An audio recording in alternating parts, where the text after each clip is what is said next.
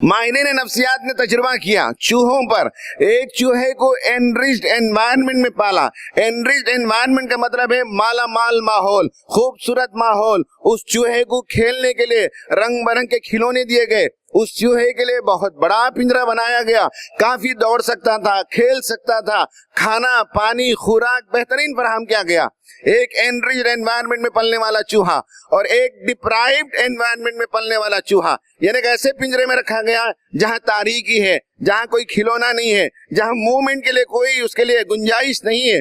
फिर दोनों चूहों पर बाद में मेज यानी खाने के लिए भूल भल्लैयों से गुजर कर अपना खाना तलाश करना, इस गेम से जब गुजारा गया तो वो चूहा जो पिंजरे में पला था वो बहुत डरा हुआ था, सहमा हुआ था, रास्ता तलाश नहीं कर रहा था। आगे जाऊं कि पीछे जाऊं, दाएं मुड़ूं कि बाएं मुड़ूं, इसी सोच में टक्कर मार मार कर आगे जाता पीछे आता और खाने तक पहुंचने में वो फेल रहा। जबकि वो चूहा जो रंग बिरंग के खिलौने में रहा, जिसे आजादी रही, वो बड़ी तेजी के साथ, एतमाद के साथ, कॉन्फिडेंस के साथ अपना रास्ता तलाश करते हुए खाने तक पहुंचता है।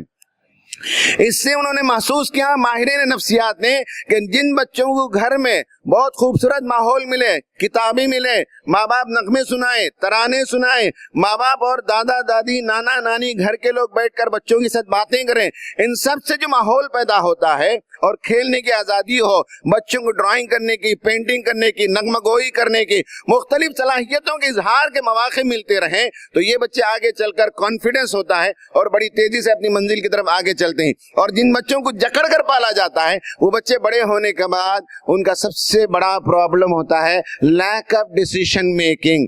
फैसला नहीं ले सकते ऐसे बच्चे जो जबर के माहौल में पलते हैं, माँ बाप की झिड़कियां सुबह शाम सुनते रहते हैं, ये बच्चे आगे चलकर फैसला नहीं ले पाते। मेरे पास सैकड़ों वाकयात हैं। एक फादर मेरे पास आए और उन्होंने कहा कि अमीन साहब हमारे बच्चे की काउंसलिंग कीजिए। मैंने पूछा प्रॉब्लम क्या है? उन्होंने कहा कि मैं इंडस्ट्रियलिस्ट हूँ, मैंने अपने बच्चे को बी पढ़ाया और बहुत ही आला जगह पढ़ाया, लेकिन कोई ज्यादा नंबर नहीं ले आया। पढ़ने के बाद ना भी वो जॉब कर रहा है, ना मेरी कंपनी और फैक्ट्री को संभाल रहा है, और कोई फैसला नहीं ले पाता कि नौकरी करे या फैक्ट्री चलाए या इंडिया में रहे या फॉरेन को चला जाए, कोई फैसला नहीं ले पाता। मैंने कहा ये आपकी तरबियत का नतीजा है। उन्होंने कहा आप ये कैसे कह सकते हैं?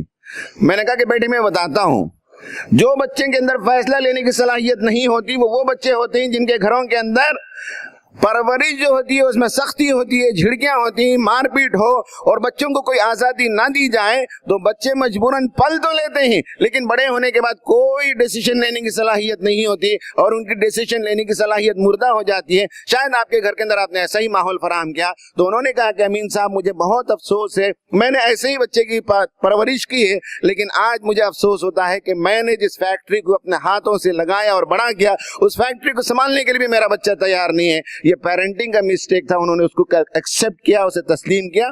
फिर उसके बाद आगे जो है मजीद काउंसलिंग के जरिए से उस बच्चे के जहन को बदला जा सकता है। तो मालूम हुआ कि घर का जो एनवायरनमेंट है वो एनवायरनमेंट पैदा करता है बच्चे के अंदर कॉन्फिडेंस, या वही एनवायरनमेंट है जो बच्चे की तमाम सलाहियतों को खत्म कर देता है और बच्चे के अंदर मुर्दनी छा जाती है। ये डिपेंड करता है कि हम उन बच्चों के साथ कैसे बिहेव करते हैं।